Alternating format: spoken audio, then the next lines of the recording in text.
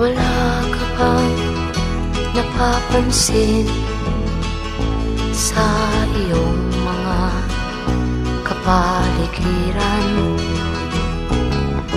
Kay dumi na ng hangin, pati na ang mga ilog natin. Hindi nga masamang pag-unlad at malayo-layo na rin ang ating narating. Ngunit masdan mo ang tubig sa dagat, dati kulay asul, ngayon'y naging itim.